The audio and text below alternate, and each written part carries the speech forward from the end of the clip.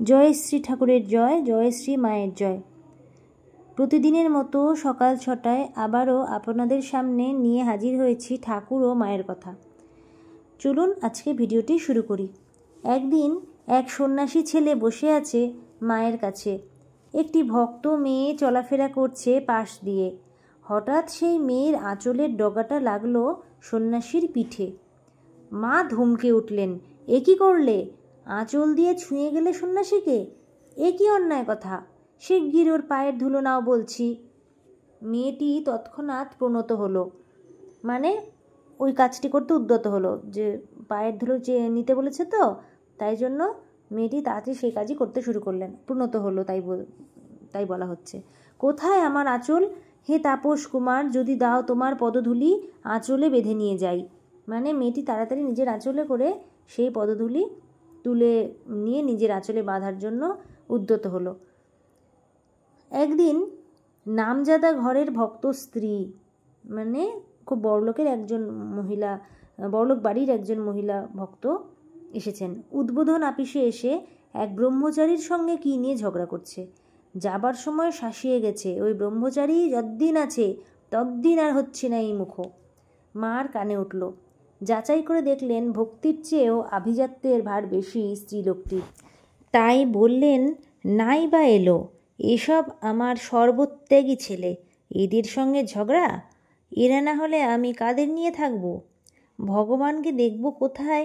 সাধুকে দেখি, ভক্তকে দেখি, দর্শনেই ভববন্ধন ঘুচে যাবে। যেমন সূর্য দর্শনে তমসাবৃত দৃষ্টির বাধা দূর হয়।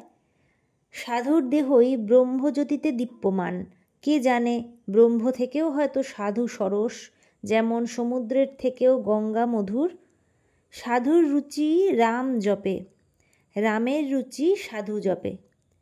তেমনি একদিন আরেকটি ঘটনা ঘটেছে। দুটি তরুণী বিধবা এসেছে মায়ের কাছে। এ কি, সাদা পেরে কাপড় কেন পরেছ? মা বলে উঠলেন, তোমরা ছেলে মানুষ, পাট দেওয়া কাপড় পরবে, নইলে মন যে বুড়ো হয়ে যাবে। মন যদি বুড়ো হয়ে যায় তবে কাজ করবার উৎসাহ পাবে কি করে? শুধু কথা নয়, নিজের বাক্স থেকে দুজনকে দুইখানি কাপড় বের করে দিলেন। ভক্ত কল্পলতিকা জনকজননী সবাইকে বেষ্টন করে আছেন। কিন্তু যে যাই বলুক, সন্ন্যাসী অপেক্ষা সংসারী ছেলেদের প্রতি মার টান বেশি। কেন হবে না? মা বললেন, সন্ন্যাসী ছেলেরা সব ছেড়ে ছুড়ে দিয়ে ধ্যান জপ নিয়ে আছে, নিজের চেষ্টাতেই উঠবে। কিন্তু এদের, সংসারী ছেলেদের, দেখবে কে? কচি অবলা ছেলের মতো সকলে আমার মুখের দিকেই চেয়ে আছে। আমি ছাড়া ওদের আর কেউ নেই, কাজেই আমাকেই দেখতে হয়। চিরদিনের মতো সঙ্গ ছেড়ে চলে যাচ্ছে এক সন্ন্যাসী ছেলে। বোধ হয় উপরওয়ালার হুকুম, কোনো শাস্তির ব্যবস্থা। কিন্তু মাতাপুত্রের বিচ্ছেদ শাস্তির খবর রাখে না, সান্ত্বনা পায় না আইনের বিচারে। মা কাঁদছেন, ছেলেও কাঁদছে। কেউ বুঝি চুপি চুপি এসে দেখে ফেলবে হঠাৎ। আঁচলে চোখ মুছলেন মা। ছেলেকে বললেন, কলঘরে গিয়ে চোখ ধুয়ে এসো। আবার দেখা হলো।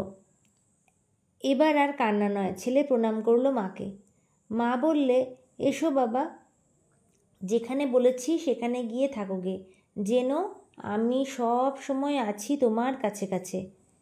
শাস্তি যার দেবার সে দিক, কিন্তু মা দেন শান্তি। বললেন, কোনো ভয় নেই, ছাড়া পেয়ে গেলে। এবার হেসে লেচে কুদে লও। যতদূর দেখা যায় জানালায় দাঁড়িয়ে দাঁড়িয়ে দেখলেন ছেলেকে। চোখের আড়াল হলে আবার কাঁদতে বসলেন। সারাসারির বানে পড়ে একটি ছেলে প্রায় প্রাণ হারাতে বসেছিল। এটি একটি আরেক দিনের ঘটনা।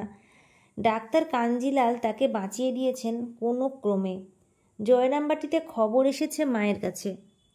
মা তো ভেবে প্রায় দিশেহারা, কোথাকার কে ছেলে তার জন্যে দুশ্চিন্তা।